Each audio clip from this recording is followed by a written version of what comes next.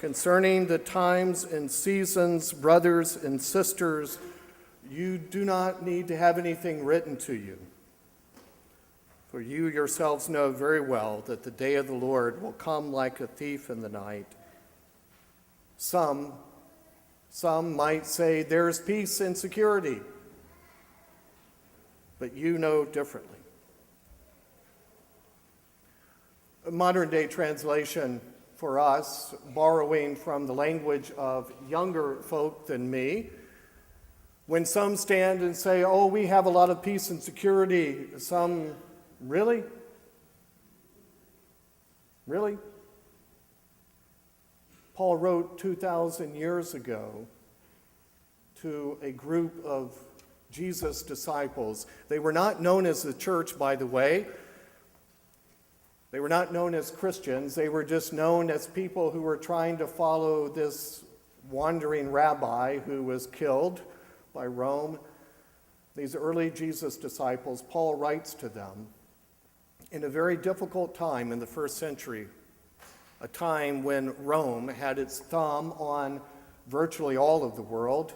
Rome was an occupying army, so you lived at their pleasure, at their whim, and what they decided for you. And so Paul writes to Jesus' disciples in the midst of that kind of world, a world of violence and death and destruction. And he says, now, some of you may stand up and say, there's peace and security. Really? Just the same, 2,000 years later, just the same, when you go online or you do that thing called reading a newspaper, whatever your source of news, it's the same for us today, isn't it?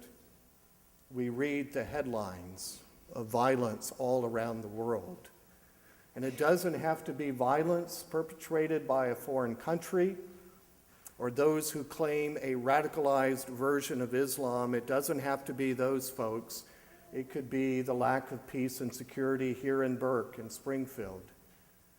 It could be the lack of peace and security in your own household. It could be the lack of peace within yourself. We all know that feeling of daily being reminded that peace and security can be scarce. We know that feeling. Speaking of the headlines, I assume many of you saw the headlines in the Washington Post this week as the Washington National Cathedral, the Episcopal National Cathedral, opened their doors this past Friday for a number of Muslims, over 100, who came to say their Friday prayers in this one occasion. It made headlines not only in this country but around the world as a witness, as a testimony that Christian people and Muslims can, believe it or not, do things together, can pray together. It made a lot of news. I have to admit, there is a part of me that when all this came out, I was a bit jealous. You see, I had about 10 friends who emailed me, many of you here in the congregation, who emailed me to say, oh, do you see what they're doing? They've heard that St. Andrew's will be opening our doors. They've heard St. Andrew's opening our doors in December. I was at a clergy meeting on Thursday night, and when I reported that beginning in December we would be hosting, we would just simply open our doors to the Peace Islamic Center across the street. Someone, oh, you know the National Cathedral's doing that, don't you? There's a part of me, well, we decided to do that before. Good for the National Cathedral. Good for all of us who open not only our doors but our hearts and our lives to those who are different than we are. I was reminded that it wasn't too long ago that St. Andrew's also opened their door in the parish hall to our brothers and sisters of Congregation Adat Rahim. So over these years, St. Andrew's has been a place that has opened its doors to all those, the descendants of Abraham. Abraham, reminder, this is the Bible reminder, the Bible story. Reminder, Abraham. Abraham was always on the go. He was always moving. He traveled a lot, would pick up his family, move. And everywhere he went, he met someone who was hospitable to him. And so Paul, the same Paul who writes to the first Jesus disciples, would also write to Jesus' disciples in Rome and cite Abraham and say, you remember Abraham? You too were once strangers to God, but now you are no longer strangers. That is part of our Abrahamic faith. Jew, Muslim, and Christian. The example from Abraham, to welcome the stranger among us. For you never know the angels that might appear when you welcome others. I read the story in the Washington Post. I was saddened because at the end, Franklin Graham, no relation to Father Sandy, Franklin Graham wrote, this was his quote, "It's sad to see a church open its doors to worship of anything other than the one true God of the Bible." Out of all due respect to Franklin Graham and the Billy Graham Evangelical Association, he does not know his Bible. Because Abraham, one of the central figures of the Bible, opened his tent to complete strangers. When we open our doors for others, I don't know the motives of other people. Yesterday, we had a beautiful funeral for Jim Halligan, husband of Cindy Halligan. There were nearly 200 people here. I can't tell you the motives and desires in the hearts of those 200 people who were here. We also had nearly that many scout mothers on our campus, opening our doors to people I've never met before. I can't tell you the motives and desires of all those people who were here. Every week, every Tuesday, we open our doors for the English as a second language class. Many of them Muslim women who come here and find a community. They find a community in a new country, trying to learn our language, trying to learn our customs, our idioms. They have found a community. I don't know the motives and desires, what's on their heart. It was just last year that some of the women in that Esau class, Muslim women, came here and joined us for 10 o'clock worship. I couldn't tell you what was on their hearts and their desires. I trusted that they prayed to God, and I leave that between God and them. I don't know all the reasons you came here this morning. Lord knows it's a cold morning. You could have stayed at home, built a fire, done something else.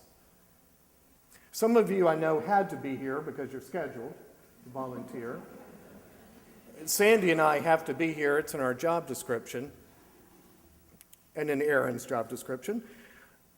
But for the rest of you, I don't know the true desires and what's on your heart when you come and join us to pray together and to receive communion.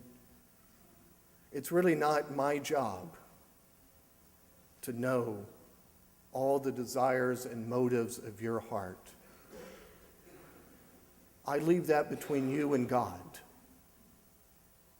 Or as some who speak a language known as Arabic, I leave that between you and Allah to decide what is really your true motive and what is on your heart.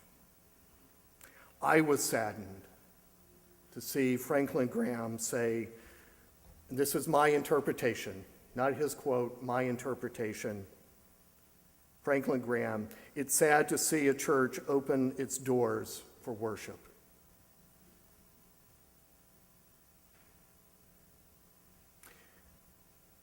Jesus' disciples have been trying to do this for 2,000 years, trying to follow this wandering rabbi who gave himself for the world, gave himself for us. We've been trying to follow him, and it seems for these 2,000 years we are still uncomfortable with people who are very different than we are. We are very uncomfortable with people who speak a different language, refer to God in a different way, myself included. Yet this Abrahamic faith that we are called to is to welcome the stranger. But the world we live in has a very different narrative. The world's narrative, the narrative we hear and read, is that they are the enemy, that all of Islam is the enemy. The narrative we may believe is that the other is less than we are. That may be the narrative we hear. But Paul writing to those first Jesus disciples, had a very different narrative. The narrative he wrote is, yes, brothers and sisters, there may not be peace and security for all. There may not be. However, beloved, you are not in darkness. You all are children of light. You are children of the day. We as Christians can succumb to the narrative of the world, close our doors, and believe everyone who's not here is wrong, evil, the enemy. We can choose that narrative, but I believe the narrative we are called to live, the Christian narrative, Paul's narrative, is that you too were once strangers. You too were once aliens from God. You are children of light and children of the day. I cannot force others to work for peace. I can't do that. All I can do is respond to human individuals who come to me every day in all different shapes, sizes, languages, skin color, whether I'm in the grocery store, whether I'm here, whether I'm on the street, wherever I encounter human beings.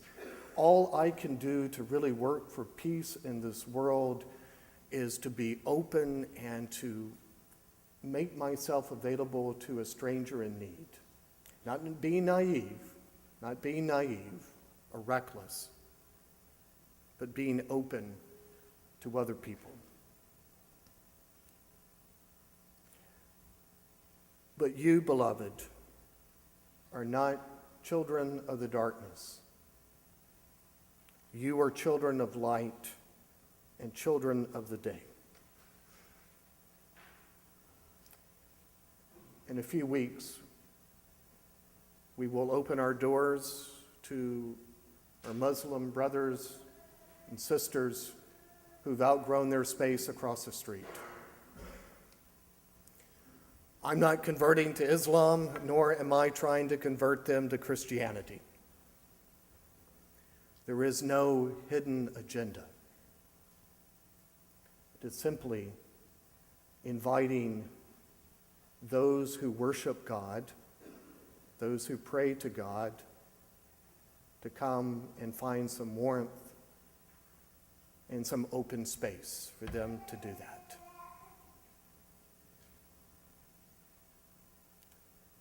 Beloved, you are all children of light and children of the day.